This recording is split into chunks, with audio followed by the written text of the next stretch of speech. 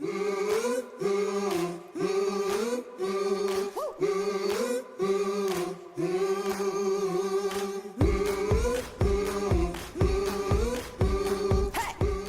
to you from Grand Rounds Brewing Company and Restaurant, Woke up past 8 today, Our my town. neighbor paid my meter.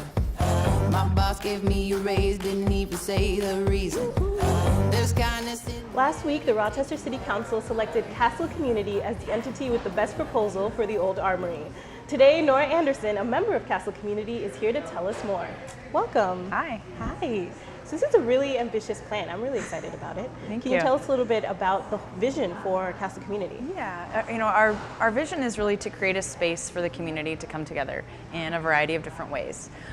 We want to have a space that is welcoming and inviting and really offers something for all different, sections of our population. So we want to have, we've got a restaurant coming into the space. That's our first floor. So that's, kind of the grounding in the building. And then on the second floor, we've got a bookstore and some creative spaces and a big public commons. And then the third floor is going to be dedicated to events, primarily, which are going to have a wide range of options there as well. And this title, Castle Community, who's part of this Castle Community?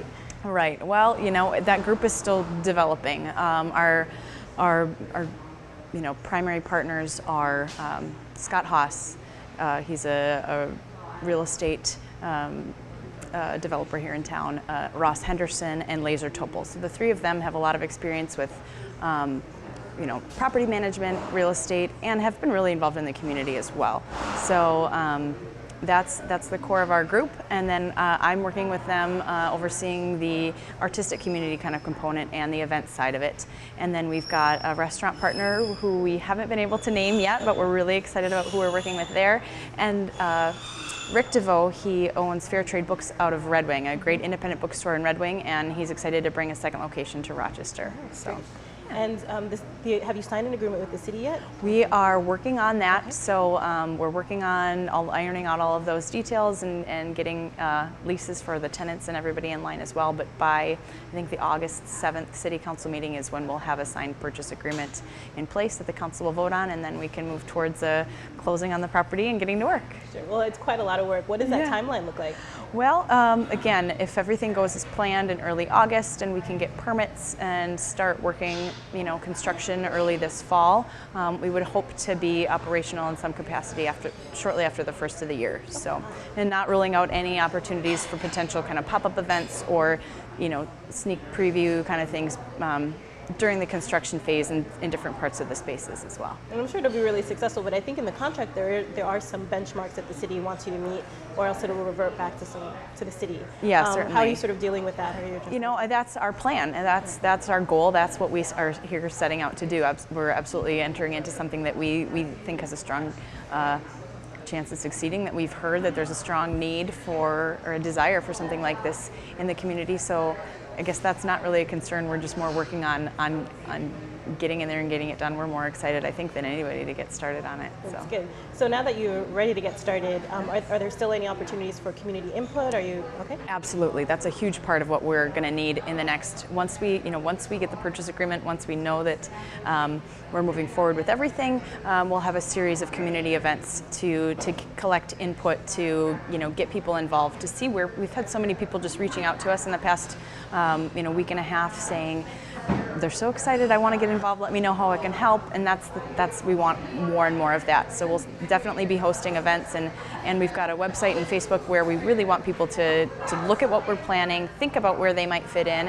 and get in touch with us, and we're happy and thrilled to talk with anybody who wants to be involved. Great. Yeah. And you're such a part of the arts community. You've been for so many years in this community. What are you hearing from the arts community about this Castle community? Everybody's excited. There were the thing that I loved about all the proposals was there was some kind of an arts component in all of them, and I think that ours really kind of encapsulates as many of those as possible. I think we're going to try to serve the greatest number of artists and community members as we possibly could with our vision to be really open morning through late night every day of the week, and to have a lot of really great community public spaces and resources for artists to come in and use a darkroom or a wood shop, different resources that they just don't have access to if they are working out of a home studio, as well as the really cool studio spaces that we're going to have right there on the second floor. Oh, great. So. That's awesome. Is there, you did mention that the community can sort of track the progress. Do you want to give a website or something? Yeah, castlecommunity.org is our website. Same thing, Castle Community Rochester, I believe, on Facebook. So as things develop, we'll be sharing more and more and, you know, blogging about progress as that's happening. But just encourage anybody who's got questions or ideas to reach out to us. One thing that we're especially interested in is, you know, anybody who's used that space back when it was the Armory. Like, we've had a few people reach out with these memories, and you just get goosebumps hearing, like, I remember going to mixers and having events there, and anybody who's got a history of that space, we want to hear about it, and we want to bring that into a part of it as well. Thank you so much, Nora, and You're we'll welcome. be staying tuned to what's happening over there. We will.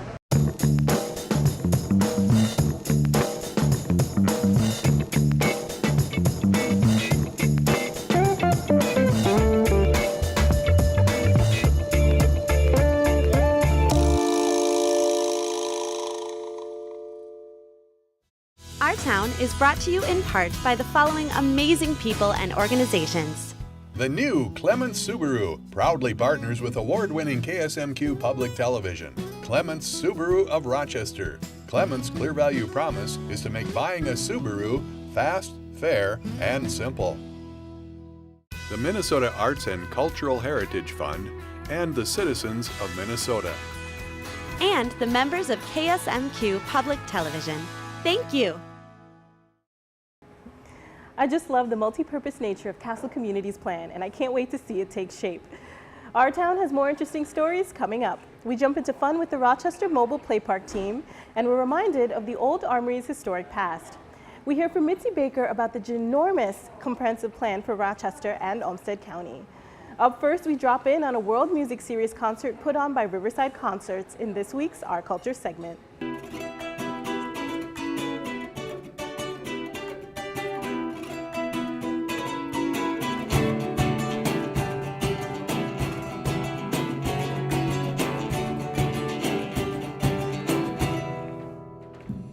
De decoro ignoro, mejoro en calidad si demuestro mis modos, si me escondo entre los hombros mi dolencia. Si me escondo entre los hombres su dolencia. La espontaneidad viene de herencia, mil caras me miran, mil caras, como si me entrevistaran, preguntarán, ¿quién me escuchará? My name is Stephen Schmidt. I'm the General Manager of the City of Rochester Music Department, also known as Riverside Concerts. We do a world music concert series each summer in partnership with a number of folks throughout southeastern Minnesota. And these are mini residencies where the artists come to the region for 2 days. On each Wednesday, they do an outreach service at the Rochester Public Library.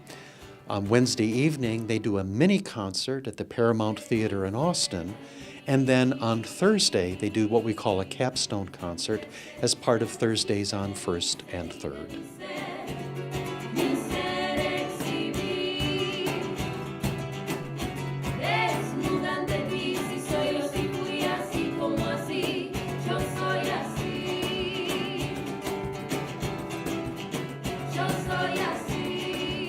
I'm responsible for curating the series, and part of my job is I get to know the work of artists from all across the world.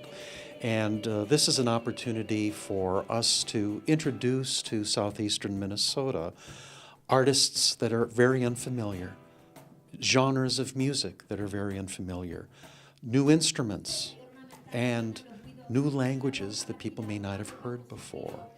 So it's really an opportunity to build cross-cultural bridges, to serve a different sort of market segment, because there are folks and immigrants from all over the world living here now. And so we want to present music from their homelands. But something that's also very important is that we represent artists that are able to take a traditional craft and make it real for a modern audience. So it's not just folkloric music in traditional sense. While we do some of that, we're also really excited to have artists that are experimenting with modern genres. And this year's series is a real case in point that we were able to do that. I mean, the first artists that we had were from the Patagonia region of Argentina, but these women moved to Buenos Aires. And so this group, Femina, have taken urban, hip-hop, new genres of music, and they're doing it and layering it in conjunction with traditional music from the Patagonia region.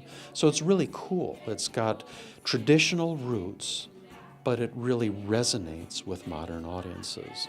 So that mini residency was really very interesting for us to do.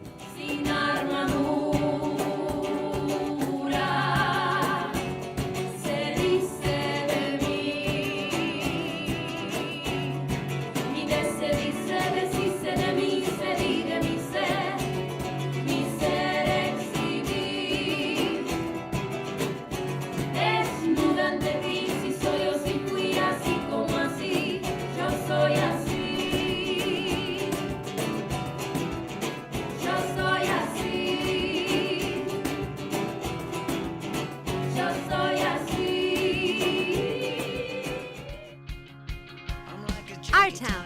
It's all about you, Rochester. Send us a picture of your favorite feature of Rochester. Rochester@ksmq.org. I'm like a son that was raised without a father. I'm like a mother barely keeping it together. Oh, I'm still alive. Am I bleeding? Am I bleeding? We hear congratulations are in order for two Rochester businesses. Xylo Technologies and Brand Hoot have been chosen as 2 of 17 finalists nationwide for the U.S. Chamber of Commerce's Dream Big Small Business Award. The award is designed to celebrate the achievements of small businesses and honors their contributions to America's economic growth. Xylo Technologies and Brand Hoot are also eligible for the Community Excellence Award, which involves an online voting system by you. Details at rochestermnchamber.com. Congratulations to both of those companies. The City of Rochester took another step closer to hiring a new city manager last week. 3 finalist candidates were interviewed. An audio recording of their interviews can be found on the city's website, rochestermn.gov. The earliest the council could take further action would be their July 24th scheduled meeting. And now fair time is upon us. The Olmsted County Free Fair will be July 24th through 30th. The week's schedule is filled with exhibitions, competitions, entertainment, midway rides, and food. Fair food. Isn't that why we go? Admission is free and on-site parking is just $5. More information at olmstedcountyfair.com.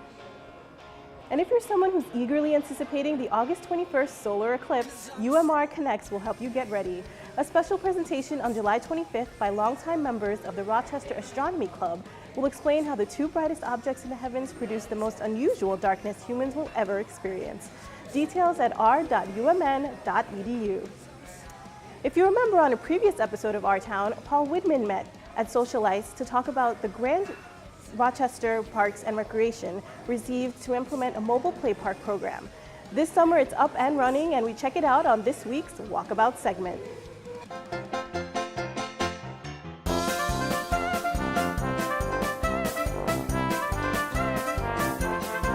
So hi everyone, this is PATEL with another segment of Our Town Walkabout. Today we're here with Ben from Rochester Parks and Recreation. So Ben, tell me what's going on here today. Sure. Today we're out here with our new mobile recreation trailer and activities at Watson Sports Complex. We're here during the morning and early afternoons to make lots of fun games and activities available for the neighbors and others from town to come out and play. So what sort of activities can we find here? Well, behind us you can see the Gaga Ball pit, and so this is a newer game that's gaining popularity in elementary schools.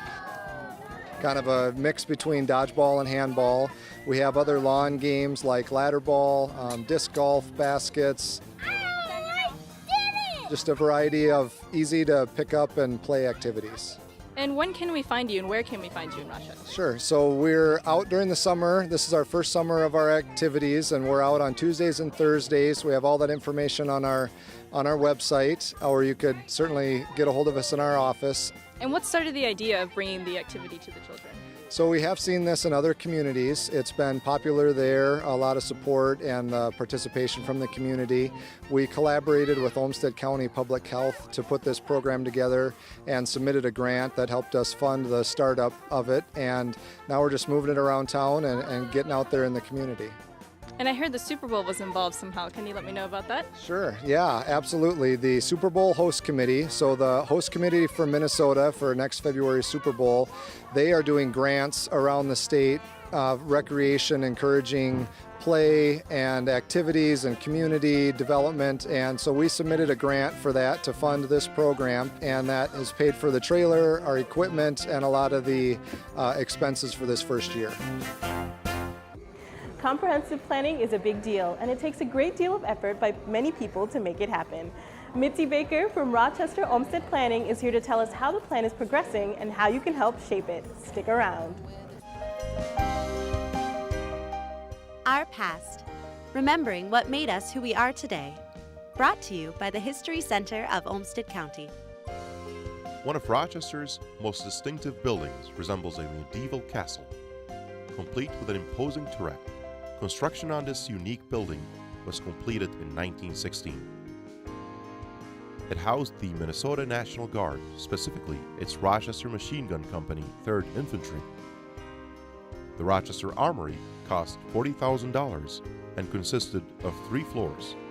700 people attended the opening dedication ceremony, banquet, and dance on March 2, 1916. Other activities, including cooking school shows, dubbed Food and Style Shows, were held at the building during the 1920s and 1930s, showcasing new household appliances and products. The Armory hosted car shows, dances, and political and sporting events. In the late 1970s, the building was adapted for use as a senior center and remained as such until 2016. All these things keep going my way. I got a big old smile all over my face. Mitzi Baker is Executive Director of the Rochester Olmsted Council of Governments, and she has the enormous task of shepherding more than 150,000 people through the process of writing down the future goals of the community. She's here today to tell us how it's going. Welcome to our town, Mitzi. Thank you. So can you tell us a little bit about what ROCOG is? Sure. So we're actually 3 agencies in one, working cooperatively. So we're the county planning department, we're the city planning department, and ROCOG is a policy board we report to, and that's for the Regional Transportation Planning Authority. And so who's part of writing this comprehensive plan? Well, the community has been very engaged since we first started, and they have given us a lot of very good input. The staff have been very involved, but we also work with multiple departments in this effort. And we had the benefit of having some consultants help us with some of the data gathering, analysis, and community engagement too. And the plan looks ahead through the year 2040, so it's quite an expansive plan. Yeah. Can you tell us a little bit about the scope of the plan? Sure. So Rochester's been fortunate to be a community of growth, and we will continue to grow, but understanding what kind of new challenges or opportunities come with that growth is really important.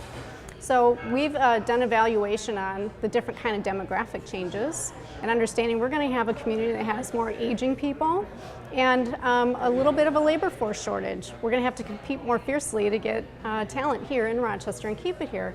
So we have to keep those things in mind.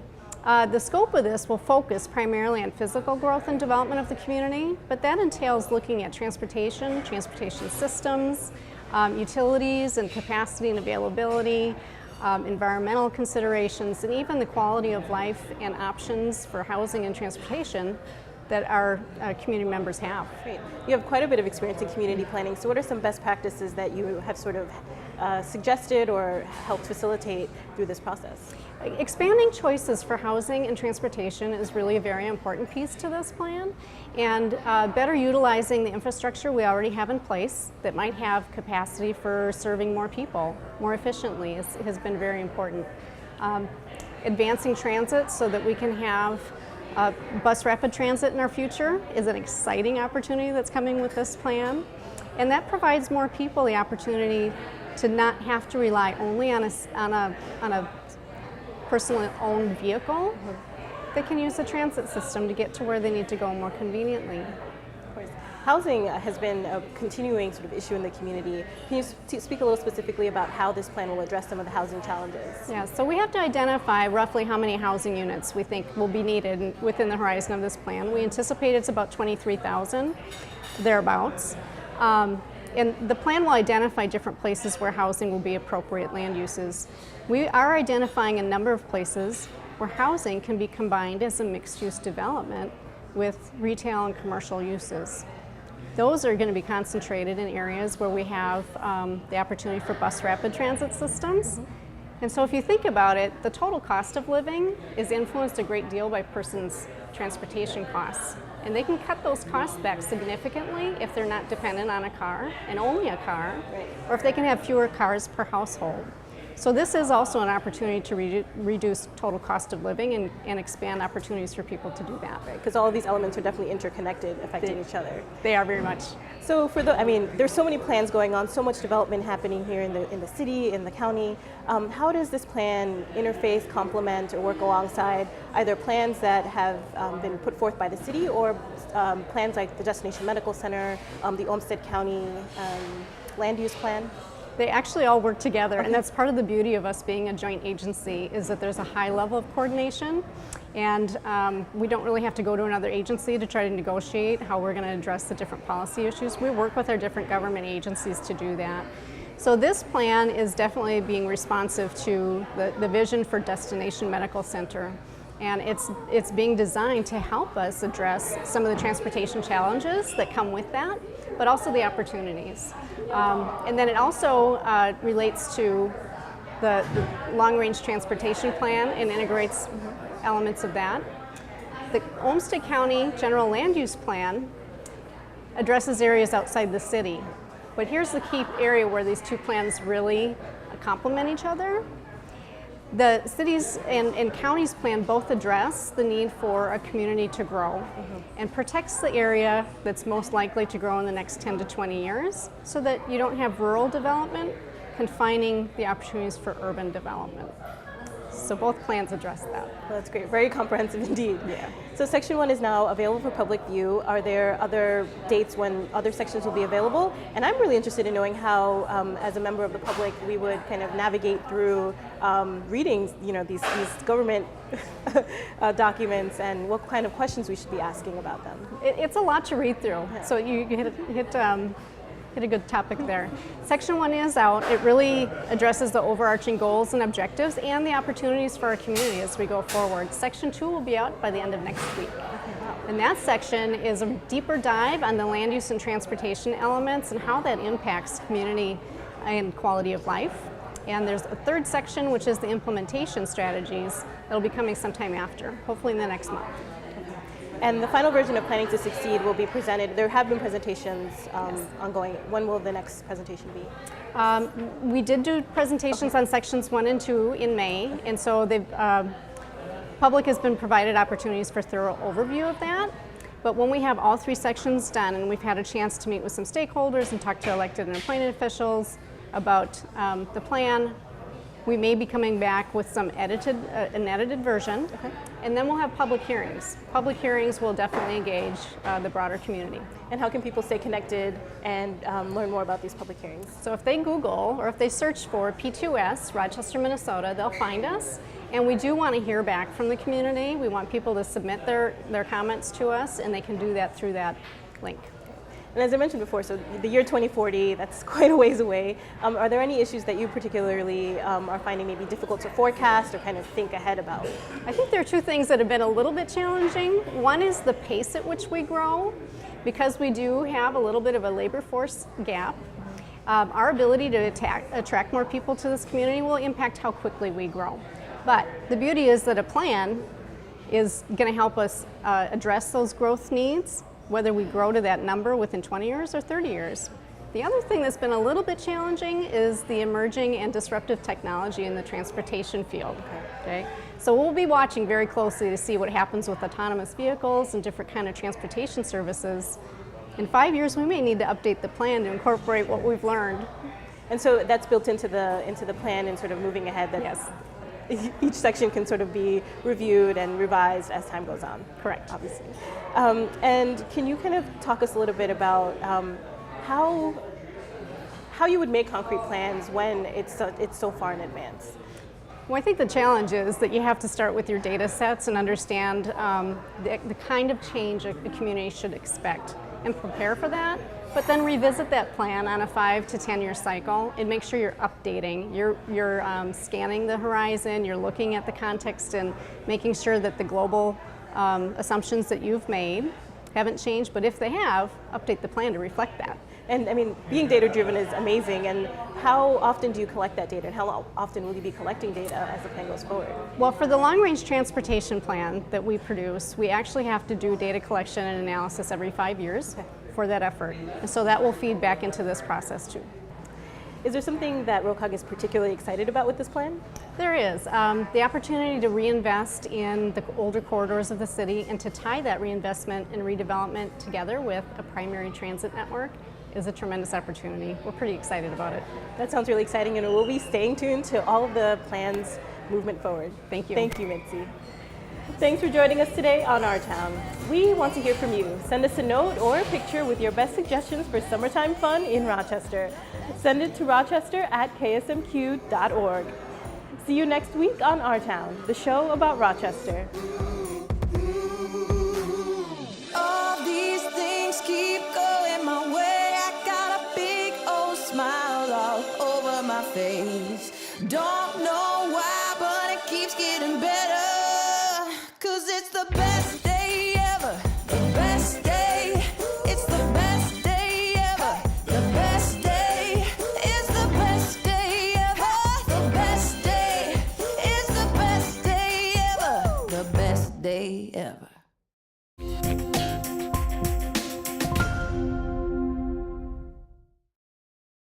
You can access more information about KSMQ on Facebook and at ksmq.org.